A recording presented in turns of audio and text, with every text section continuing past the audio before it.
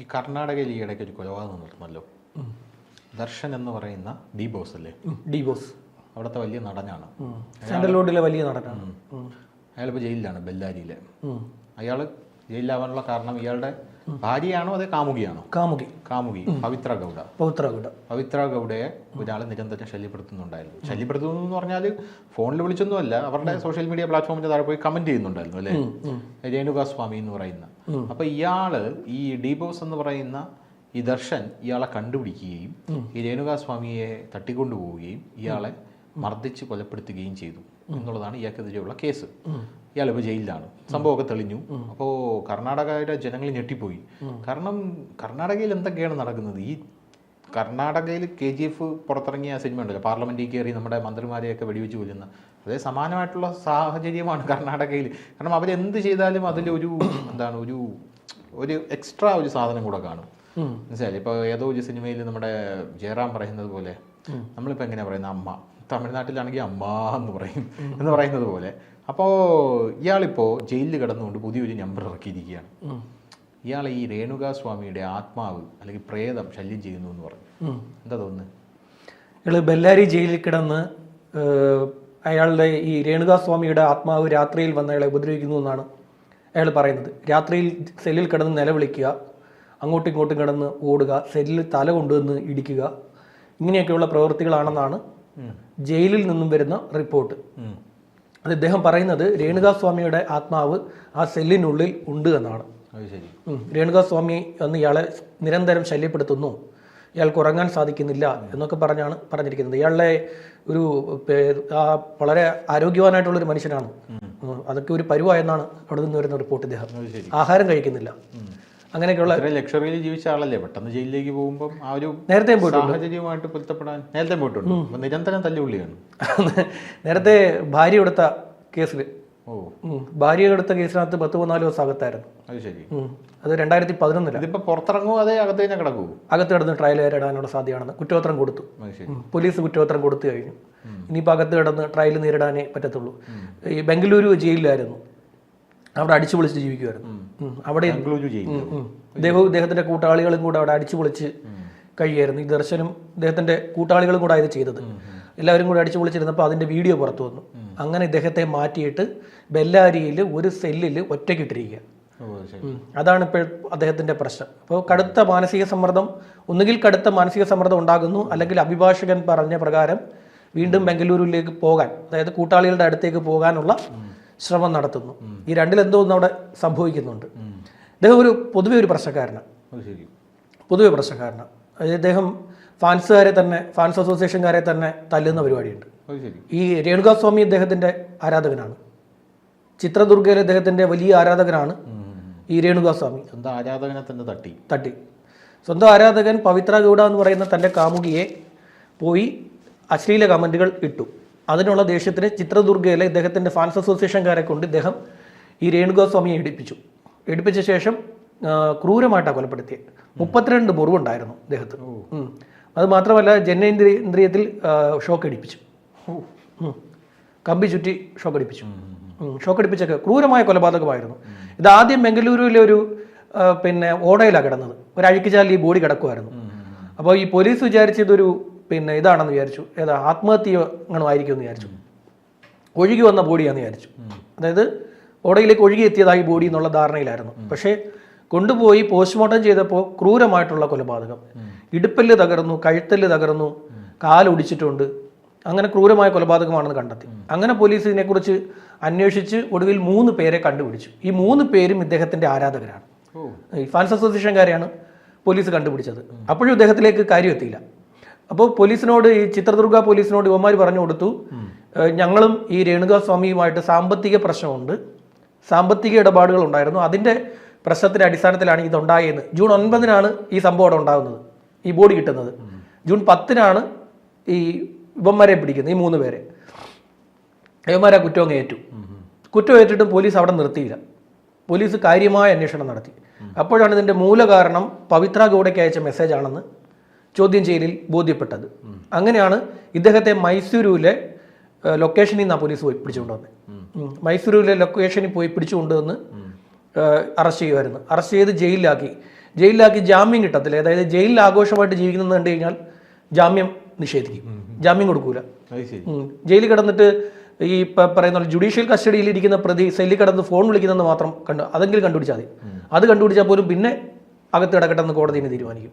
ഇതാണ് ഇദ്ദേഹത്തിന് വേണ്ടി മാക്സിമം കോടതിയിൽ പോയി, പക്ഷേ ജാമ്യം കൊടുക്കുന്നില്ല, കോടതി ജാമ്യം കൊടുക്കുന്നില്ല. ക്രൂരമായിട്ടുള്ള കൊലപാതകം എന്നാണ് എഴുതി വെച്ചിരിക്കുന്നത്. ഇപ്പം ഇദ്ദേഹത്തിന്റെ ഭാര്യയുണ്ട്, വിജയലക്ഷ്മി.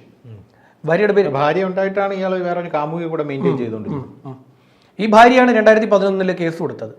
2011 ഇപ്പോഴും ഭാര്യയാണോ? സ്റ്റിൽ ആണ്, ഇപ്പോഴും ഭാര്യ തന്നെയാണ്. ഇപ്പോൾ അവർ അവിടെ ക്ഷേത്രങ്ങളിലൊക്കെ പ്രത്യേക പൂജ നടത്തുന്നുണ്ട്. ഇയാൾ പുറത്തിറങ്ങാനോ? അല്ല, ഇദ്ദേഹത്തിന്റെ പേടി മാറാൻ, പ്രേതത്തെ ഒഴിപ്പിച്ചു വിടാൻ. അവിടെ ഇതൊക്കെ ഭയങ്കര വിശ്വാസമാണ്. അവിടെ ഇതൊക്കെ ഭയങ്കര, കർണാടകയിൽ ഇതൊക്കെ ഭയങ്കര വിശ്വാസമാണ്, ഭയങ്കര വിശ്വസിക്കുന്ന സാധനമാണ്. ഇതൊക്കെ ഇങ്ങനെയൊക്കെയുള്ള സാധനങ്ങളുണ്ട്. അത് അവിടെ ഒരു മന്ത്രി ഉണ്ടായിരുന്നു, അദ്ദേഹം രേവണ്ണ എന്താ ചെയ്യുന്നത് അറിയാം? 300 കിലോമീറ്റർ ഒരു ദിവസം വണ്ടിയിൽ ഓടുന്നത്. അദ്ദേഹത്തോട് ഒരു ജ്യോത്സ്യം പറഞ്ഞു കൊടുത്ത് മന്ത്രിമന്ദിരത്തിൽ താമസിക്കരുതെന്ന്. അതുകൊണ്ട് അദ്ദേഹം 300 കിലോമീറ്റർ അകലെ വീട്ടിൽ പോകും. അത് ശരി, ഒരു ദിവസം എല്ലാ ദിവസവും 300 കിലോമീറ്റർ സഞ്ചരിക്കും. ഓടി അവിടെ പോവും, വീട്ടിൽ പോവും, ഇവിടെ തിരിച്ചും വരും, അദ്ദേഹത്തിന്റെ ഓഫീസിലും വരും. കാര്യം മന്ത്രിമന്ദിരത്തിൽ താമസിച്ച് കഴിഞ്ഞാൽ പ്രശ്നം ഉണ്ടാകുമെന്ന് ജ്യോത്സ്യം പറഞ്ഞത്. അതിന്റെ അടിസ്ഥാനത്തിലാണ് ഇത് ചെയ്തുകൊണ്ടിരുന്നത്. ഇദ്ദേഹത്തിനെതിരെ 2001 ഈ വിവാഹം കഴിക്കുന്നത്, ഈ ദർശൻ. അതിനുശേഷമാണ് ഇദ്ദേഹത്തിന്റെ ഉയർച്ച മൊത്തം ഉണ്ടായത്. അദ്ദേഹത്തിന്റെ ആദ്യത്തെ പടം മജസ്റ്റിക് ഭയങ്കര ഹിറ്റായിരുന്നു. ഇപ്പൊ ഈ പിടിക്കുന്നതിന് മുമ്പുള്ള പടം ഭയങ്കര ഹിറ്റാണ്.